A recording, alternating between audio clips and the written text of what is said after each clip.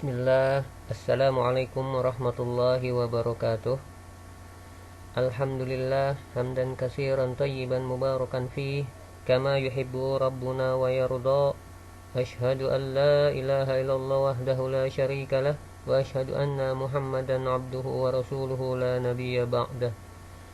Kaifa halukum anak-anakku sekalian yang berbahagia. Mudah-mudahan kalian semua senantiasa dirahmati oleh Allah Subhanahu wa taala.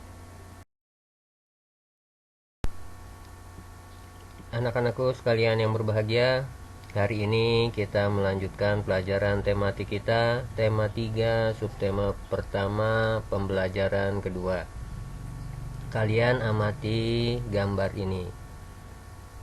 Ya. Gambar ini adalah gambar yang bahan bakunya adalah terbuat dari kayu.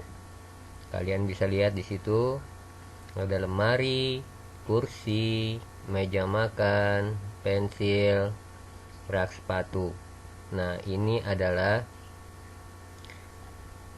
benda yang bahan dasarnya terbuat dari kayu. Setelah kalian mengamati gambar tadi, ya, benda-benda yang terbuat dari kayu. Apa itu kayu? Kayu adalah bagian dari pohon, ya. Jadi kayu adalah bagian dari pohon. Mengapa kayu dipilih menjadi bahan dasar suatu benda? Karena kayu memiliki keunggulan. Apa keunggulannya? Mudah dibentuk dan tahan lama, ya, terutama kayunya kayu jati.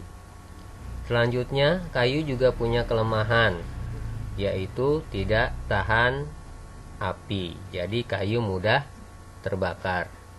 Nah, bahan kayu ini dapat kita jumpai atau kita temui dari batang pohon, ya. Dan batang pohon yang banyak ini tentunya yaitu di dalam hutan. Nah, ini kita lihat. Ini adalah kayu-kayu yang ditebang dari dalam hutan, ya, untuk dibuat benda yang terbuat dari kayu seperti tadi, kursi, meja, tempat tidur, pensil, dan lain sebagainya. Hutan biasanya terdapat di pedesaan. Nah, di dalam hutan ini banyak sekali tumbuh berbagai jenis tanaman. Apa fungsinya? Nah, fungsi hutan itu antara lain adalah untuk menyerap air hujan. Namun, ketika hutan itu ditebang secara terus-menerus, maka akan mengakibatkan banjir dan tanah longsor karena tanahnya tidak tertahan oleh akar-akar pohon. Nah, karena kebutuhan benda dari kayu yang terus meningkat, maka akibatnya kebutuhan bahan kayu pun sangat meningkat. Nah, oleh karena itu, agar hutan itu tidak gundul karena ditebang pohonnya terus-menerus, maka harus dilakukan reboisasi. Apa itu reboisasi? Reboisasi adalah penanaman kembali hutan yang gundul. Jadi, ketika pohon itu ditebang, kemudian ditanam kembali pohon yang baru. Tujuannya apa? Tujuannya agar hutan itu tetap terjaga dan tidak gundul. Nah, bagaimana kalau ada orang yang tidak bertanggung jawab?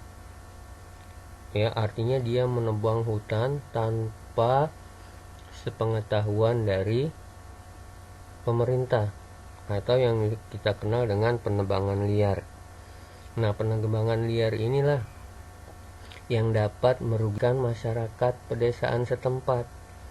Kenapa? Karena dia hanya menebang saja, tidak menanam kembali tanaman yang sudah ditebang.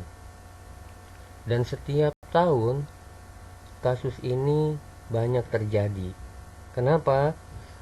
Karena banyak sekali permintaan dari benda berbahan dasar kayu untuk dijual, ya, kemudian dibikin barang, sehingga pihak yang tidak bertanggung jawab ini dia hanya menebang saja untuk mencari keuntungan pribadi tanpa memikirkan akibatnya.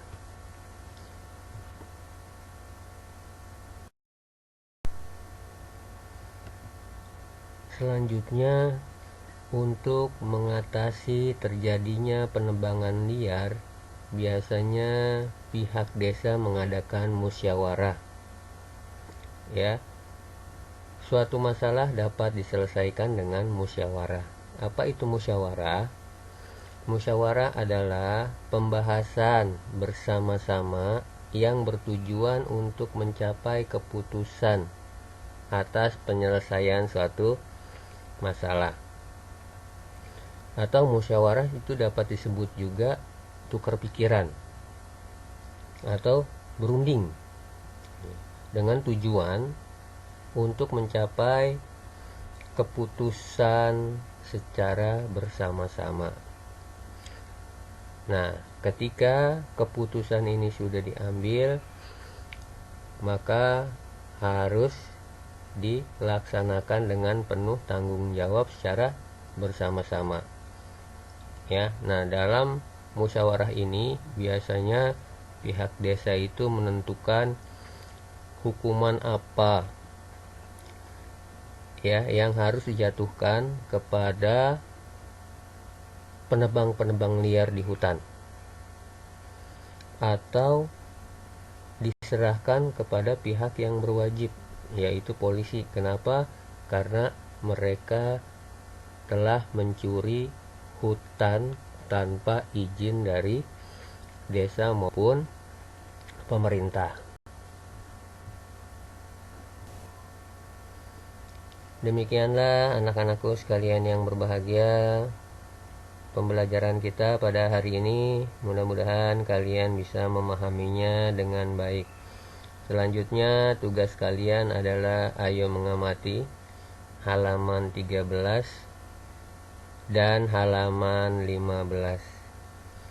Silakan kalian kerjakan tugasnya dengan baik. Jangan lupa sholat 5 waktu, jaga kesehatan, dan tetap semangat dalam menuntut ilmu.